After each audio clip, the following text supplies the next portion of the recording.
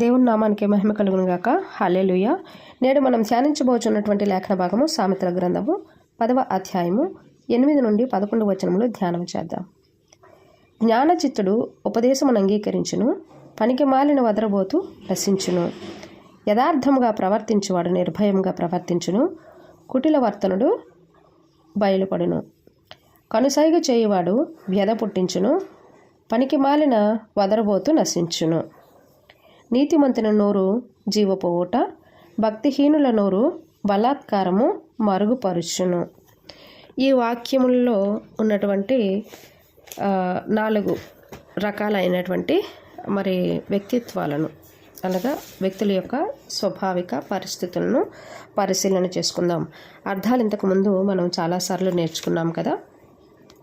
ఇక్కడ జ్ఞానము గలవాడు అనగా దేవుని యొక్క జ్ఞానము కలిగిన వాడుగాను తీసుకుందాము. మూర్ఖుడు అంటే దేవుని యొక్క మాటలు కానీ పెద్దల యొక్క సక్రమమైనటువంటి మార్గంలో నడిపించేటువంటి మాటలను విని కూడా వాటిని తీసుకోకుండా అవలంబించకుండా మెడవంగని తరంతో ఉండేటువంటి వారిని మూర్ఖులు అంటారన్నమాట.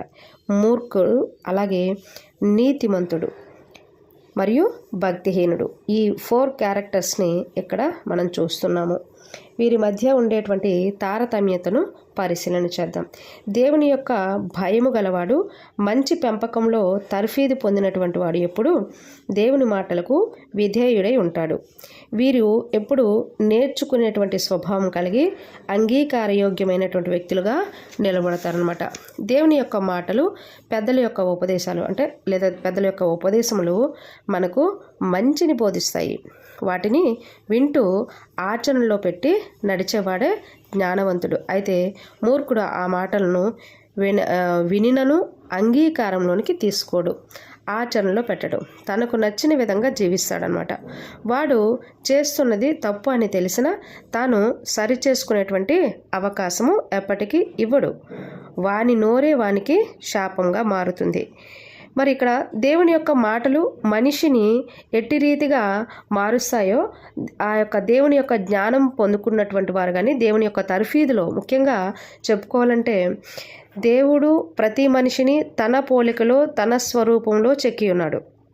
అలా చెక్కుకున్నటువంటి మనిషి దేవునితో ఒక సత్సంబంధం కలిగి ఉండవలసినటువంటి మనిషి దేవునికి మనిషికి మధ్య ఆ పాపం అనేటువంటి ఆ పరిస్థితి ఏర్పడింది ఎప్పుడో ఆ ప్రత్యక్షత అనేది కోల్పోయాడు.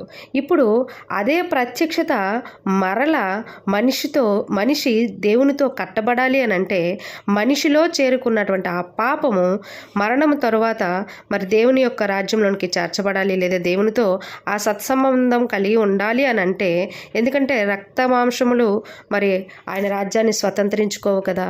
మరి ఈ శరీరంతో ఉండేటప్పుడు మరణం తర్వాత ఎలాగో కలుస్తాం కదా అని అనుకుంటున్నారేమో. అలా కలవరు. ఎందుకనంటే శరీరంతో నీవు చేసేటువంటి ప్రతిక్రియ, శరీరంతో నీవు జీవించే విధానము దేవునికి ఇష్టంగా మారాలి. ఆ ప్రత్యక్ష అనుభవము కొనసాగించబడాలి అని అంటే దేవునికి ఇష్టంగా మనిషి జీవించాలి. ప్రతి మనిషి కూడా ఒక మనిషిని దేవుడు ఏర్పాటు చేసుకున్నాడంటే దేవునికి ప్రతినిధిగా ఆయన నిలబెట్టాలి అని అంటే ముందు ఆ మనిషి దేవునికి ఇష్టంగా మార్చబడాలి. దేవుని యొక్క జ్ఞానము ఎప్పుడు కూడా మనిషిలో ఉన్నటువంటి అటు పుట్టుకతోనూ అలాగే తను పెరిగినటువంటి వాతావరణం బట్టో తను అవలంబించుకున్నటువంటి అవలక్షణాలు ఏవైతే ఉన్నాయో మరి బయట నుంచి వచ్చి చేరేటువంటివి, ఆ అవలక్షణాలను సరిచేసుకుంటూ దేవుని యొక్క జ్ఞానంతో తన హృదయంలో పట్టినటువంటి ఆ మలినాన్ని వదిలించుకుంటూ దేవుని యొక్క జ్ఞానానికి దేవుని యొక్క మాటలకు విలువనిచ్చి దేవుడు చూపించేటువంటి మార్గంలో నడుచుకుంటూ ఇతరులకు నీతియుక్తంగాను ఇతరుల యొక్క మార్గాలకు మార్గదర్శకంగాను నిలవబడినప్పుడే దేవుడు ఆ వ్యక్తి ద్వారా అనేకుల కొరకు పనిచేయటకు మరి ఉద్దేశం కలిగి ఉన్నారు కదా, ఉద్దేశం నెరవేర్చబడుతుంది. ప్రతి మనిషి దేవుని కొరకు ఏర్పాటు చేయబడినటువంటి వారే.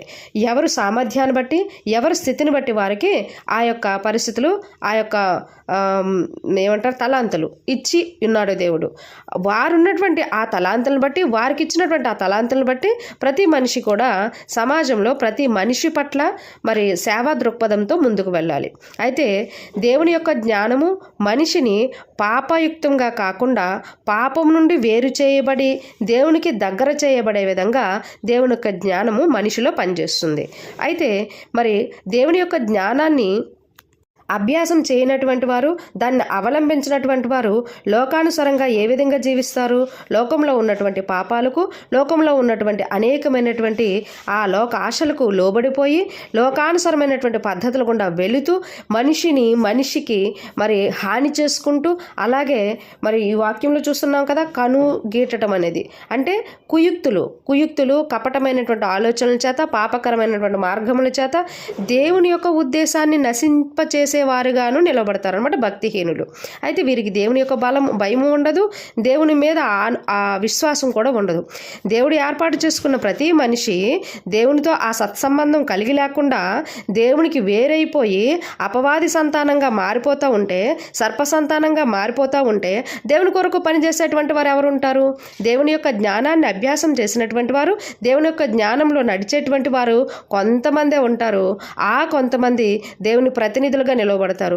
అలా నిలవబడే వారిలో కూడా మరి పరీక్షకు తాలుకోలేనటువంటి వారు, ఆ పరీక్షింపబడుటకు ఇష్టపడినటువంటి వారు మధ్యలోనే వారి జీవితంలో కొన్ని పరిస్థితులకు వెనుదిరుగుతూనే ఉంటారు. దేవుని యొక్క జ్ఞానం ఎప్పుడు కూడా మనిషిని సక్రమమైనటువంటి మార్గముల గుండా నడిపిస్తూ సక్రమమైనటువంటి జీవన విధానంలోనికి నడిపిస్తూ ఉంటుంది.